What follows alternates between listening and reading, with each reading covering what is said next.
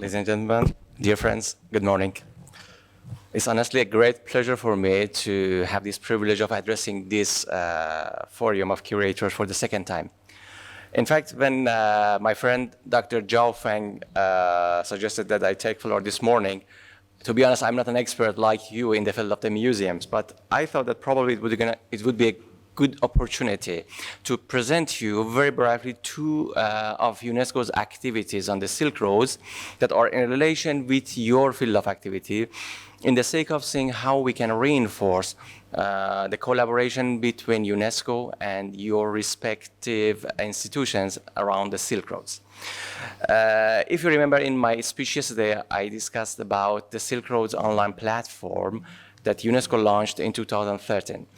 This platform that you see here beside me aims to promote and disseminate the knowledge on the shared cultural heritage of the Silk Roads that has been developed by different, let's say, stakeholders in different countries around the world.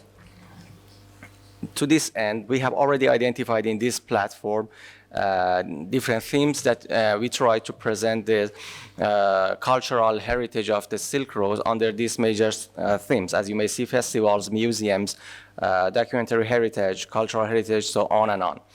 Especially now, as we are talking about the museum today, I would like to present you this small database that we are right now developing about the museum along the Silk Roads. Here we mean the museum that they have the Silk Roads collections. And for that, we have already identified a couple of museums, as you may see here in Saudi Arabia, Azerbaijan, Uzbekistan, China, Malaysia, Japan, Afghanistan, Iran, Republic of Korea, Kazakhstan, Iraq, and so on. And then for each museum, we have already developed some sort of profile. Let's look at this profile of our host museum today, the China National Silk Museum. In these profiles, we try to present and introduce the museum's history, major activities, and also we try to present their Silk Roads collection. Again, for each of the artifacts, we are trying to develop the separated, let's say, profile to present them to the general public around the world. So I would like to take this opportunity to ask you also to collaborate with us if it's possible that we can present your respective museums or institutions through this UNESCO website that would contribute to the, let's say, visibility, further visibility of your institution around the world. And also, it can provide an opportunity for collaboration between your institution and other institutions around the world. So this is the first activity that I would like to present you very briefly. And now the second activity that I would like to present you, again, in my speech of yesterday, I discussed about UNESCO's Atlas of Cultural Interactions along the Silk Roads.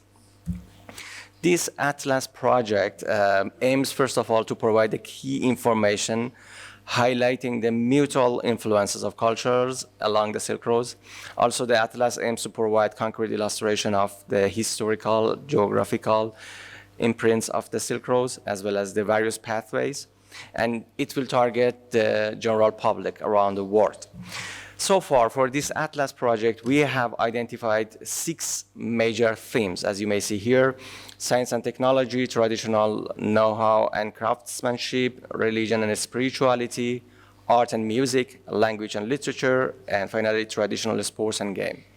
So we believe through this project, we can highlight the results of the cultural interactions along the Silk Roads under these major 6 themes. And again, each of these 6 themes have their own, let's say, sub-themes or let's say, subjects. You have the complete list here. I do not want to read all of them. It would be somehow boring probably. But for example, under the traditional know-how and craftsmanship, as you may see, we have already identified textile, clothing and accessories, paper making and printing, ceramics, porcelain, pottery, tile and glasses, and also food production and gastronomy. To explain exactly what we expect from this project in UNESCO, you know, after a couple of decades that everywhere we discuss about the Silk Roads as the roads of dialogue, interactions, cultural exchanges, this time UNESCO aims to show more concretely what has been achieved, what are the results, what are the outcomes of these, let's say, interactions, cultural interactions between different people and different cultures. And then under each of these themes, we want to show the respective subjects that have been developed. So far, we have started to develop different, let's say, subjects, including the food production and gastronomy, or textile, clothing, and accessories. If you see here in this slide, thanks to the help that we, or assistance that we had from the China National Silk Museum and Dr. Zhao Feng, we organized 2 experts meetings, and we have already identified these 6 major themes that we are right now developing about the cultural interactions in the field of textile, clothing, and accessories. So the first one is exchanges in usage of the major materials for production of fiber and textile, including silk, wool, cotton, and linen. Then exchanges in the techniques of the production of the textiles, exchanges in the field of the patterns and motif of the textiles, use of different patterns and colors based on the symbolic or religious values, exchanges in the field of the symbolic and ritual values of the textile and clothing, and finally exchanges in the field of the production and usage of accessories.